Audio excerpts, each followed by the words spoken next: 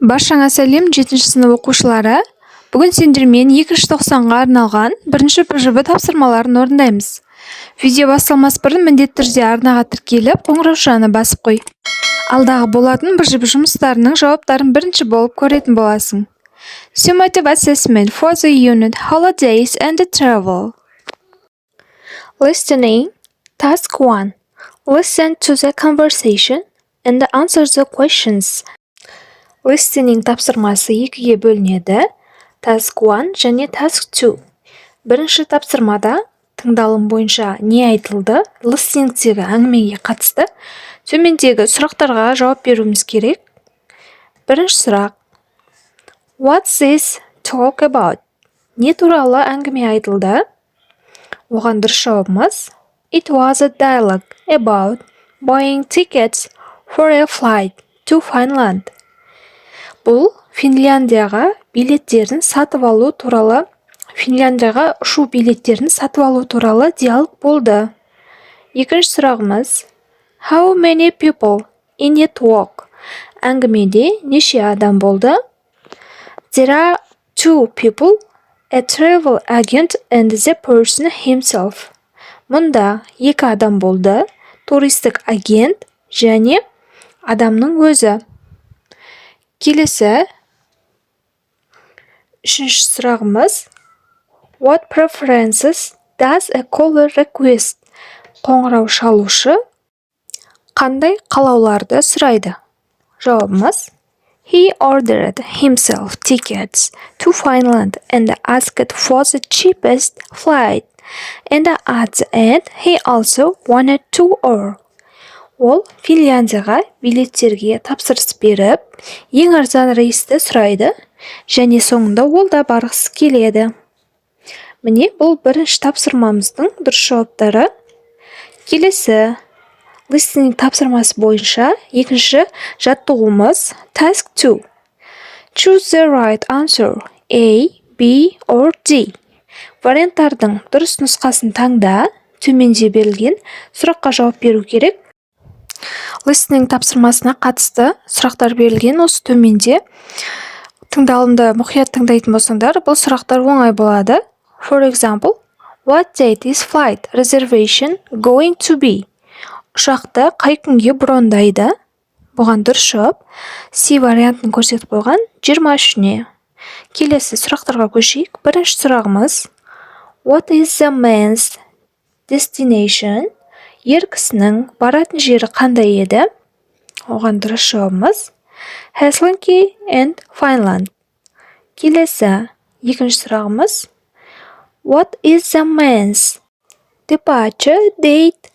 Ер адамның кететін күні қашан? Дұрыс жауабымыз The 22nd, 22-сі. Келесі, үшінші сұрағымыз What is the flight number for the second half of his journey? Оның сапарының екінші жартысындағы рейстің нөмірі қандай деп сұрап тұр? Дұрыс жауабымыз B, 90. 90. Келесі, төртінші сұрағымыз How long is the man's layover between flights? Ұшулар арасындағы ер адамның тұруы қанша уақытты құрайды? Дұрыс жауабымыз B, less than 2 hours. 2 сағаттан азырақ. Келесі, бесінші сұрағымыз What request did the man make regarding his flight? Ер адам өзінің ұшуына қатысты қандай өтініш жасайды? Бұған дұрыс жауабымыз A. He asked for a specially prepared dinner. Ол арнайы дайындалған кешкі ас сұрайды. Міне бұл бесінші сұрағымыздың дұрыс жауабы A. Жалпы екінші тапсырма бойынша біздің дұрыс варианттарымыз 1-ге C, 2-ге B, 3-ге B, 4-ге B, 5-сіне A қоямыз. Бұл екінші тапсырманың толық дұрыс жауаптары. Келесі тапсырмамыз бізде writing. Task 3. Write a postcard to a friend. You may answer the questions while you are writing. Бұл тапсырмада посткарт жазасындар. Төменде мысал ретінде посткарттың қалай жазылатыны көрсетілген. Осы сияқты етіп өздерің паскарт жазуларың керек және паскартта мына төмендегі сұрақтардың бәріне жауап берілу керек. Яғни осы сұрақтарға жауап бере отыра жазасыңдар. Сұрақтарымызды оқып шығайық. Who will you write to? Сен кімге жазасың?